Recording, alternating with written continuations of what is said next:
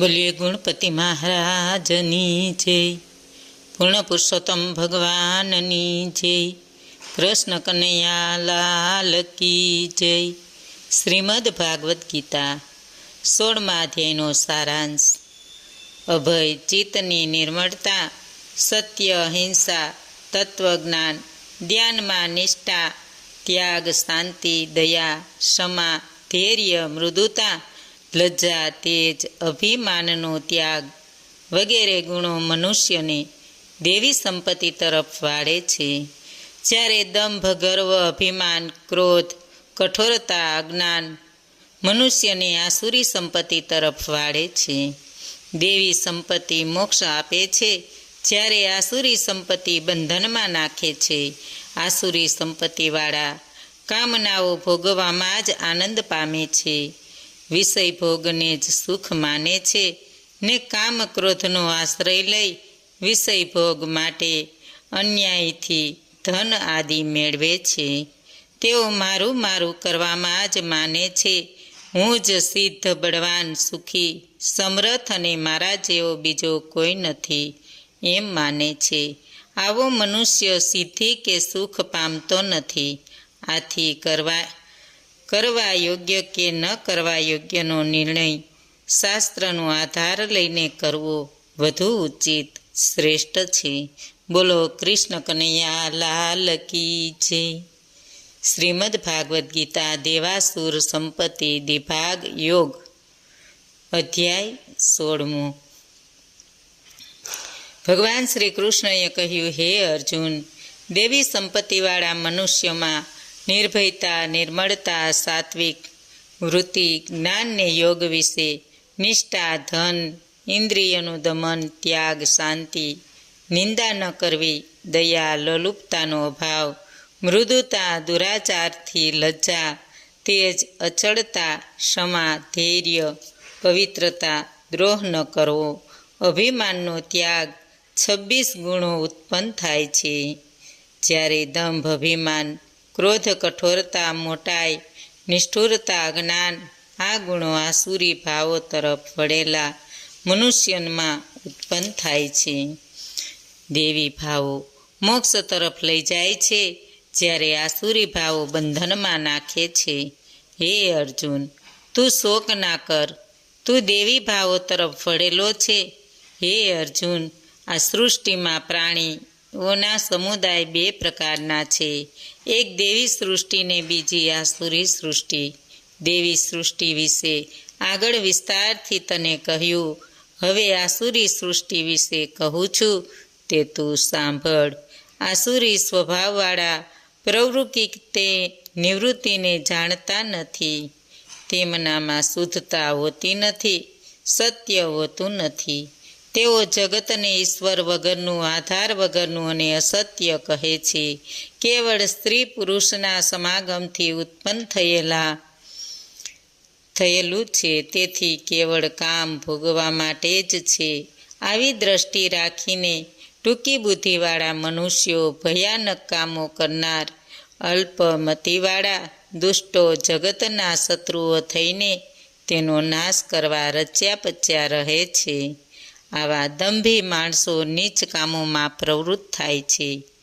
આસુરી ભાવવાળા મનુષ્યો, હે અર્જુન, તે અનેક આશામાં જકડાઈને, કામને ક્રોધને વંશ થઈને ધન સંચય કરવાનો પ્રયત્ન કરે છે.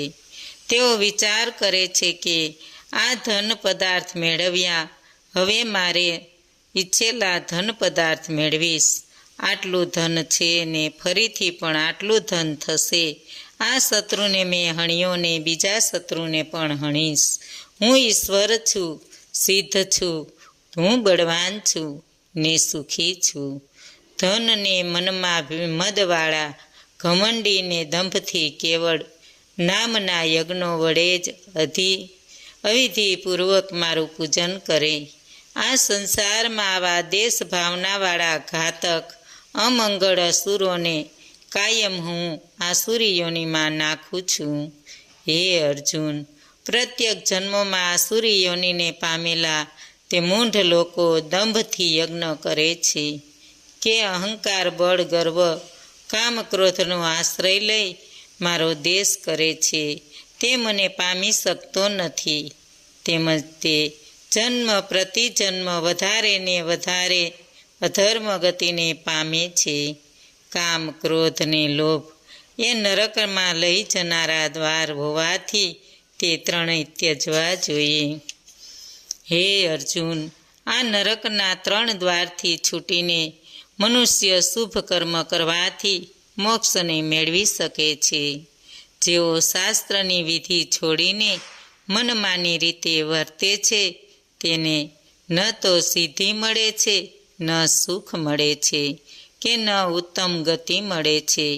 આથી કરીને શાસ્ત્રમાં જે કર્મો કરવાનું કહેલું હોય તે જ કર્મ કરવા જોઈએ. ઇતિ શ્રીમદ્ ભગવદ્ ગીતામાં શ્રી કૃષ્ણ અર્જુન વચ્ચે થયેલ સંવાદમાં દેવાસુર વિભાગ યોગ નામનો 16મો અધ્યાય સંપૂર્ણ. બોલો કૃષ્ણ કનૈયા લાલ કી જય. ભગવાન શંકર પાર્વતીજીને અને ભગવાન વિષ્ણુ લક્ષ્મીજીને કહે છે કે તમે હવે 16મા અધ્યાયનું માતમ ફળ વિશે સાંભળો. સૌરાષ્ટ્ર નામે એક રમણીય નગર હતું. તે નગરના રાજાનું નામ ખડગબાહુ હતું.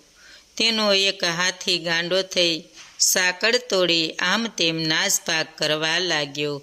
આ હાથીને પકડવા રાજાના સૈનિકો આમથી તેમ દોડ કરતા હતા, છતાં તે હાથી પકડાતો ન હતો. એવામાં એક બ્રાહ્મણ ત્યાંથી પસાર થવા લાગ્યો. હાથી બ્રાહ્મણને જોઈ એક બાજુ ખસી ગયો ને બ્રાહ્મણને જવા માટેનો માર્ગ મોકળો કરી આપ્યો. રાજાએ આ જોયું અને એને આશ્રય થયો. તે બ્રાહ્મણ પાસે ગયો અને પૂછ્યું કે આ ગાંડો હાથી તમને જોઈને કેમ ખસી ગયો? આથી બ્રાહ્મણે જવાબ આપ્યો કે હે રાજન, હું નિમિત્ત રીતે ગીતાજીના 16મા અધ્યાયનો પાઠ કરું છું. તેના પ્રભાવ કરી આ ગાંડા હાથીએ મને રસ્તો કરી આપ્યો. આ સાંભળતા જ રાજા પણ નિમિત્ત ગીતાજીના 16મા અધ્યાયનો પાઠ કરવા લાગ્યો. એક સમયે રાજા જંગલમાં શિકાર કરવા ગયો. ત્યાં એક ગાંડો હાથીને જોયો. આ ગાંડા હાથીને જોતા જ રાજાની સાથે શિકારે આવેલા તેના માણસો નાસભાગ કરવા લાગ્યા. રાજાએ કંઈક વિચાર્યું ને તે ગીતાજીના 16મા અધ્યાયનો પાઠ કરતાં કરતાં હાથી પાસેથી પસાર થયો, છતાં હાથીએ કશું પણ કર્યું નહીં. આથી કરીને રાજાની શ્રદ્ધા અનેક ગણી વધી ગઈ. પછીથી રાજાએ શ્રદ્ધાપૂર્વક નિયમિતપણે ખંતથી દરરોજ ગીતાજીના 16મા અધ્યાયનો પાઠ કરવાનું ચાલુ રાખ્યું. તે ઘણી સમૃદ્ધિ પામ્યો અને શાંતિથી રાજ્ય કરવા લાગ્યો. વૃદ્ધ ઉંમરે તેનું મૃત્યુ થતાં તે વૈકુંઠલોક પામ્યો. બોલો કૃષ્ણ કનૈયા લાલ કી જય. આજનું ભાવપુષ્પ શ્રી કૃષ્ણ અર્પણમ.